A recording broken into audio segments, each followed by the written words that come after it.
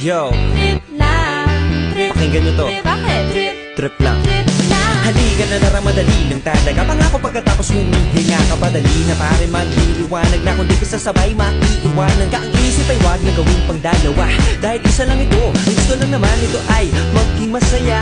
Para di ka mabato ay iwasan mo kung pananatili sa isang lugar. Ibig ko sabihin ay huwag ka papasakop sa takot, wag ka papasakop. Kapag nangate, di ka dito isipin mo tinipad sa lahat ng karanasan mo dito sa mundo. Bilang tao, gano'n pa rin hindi nagbago. Pinakamasaya yung di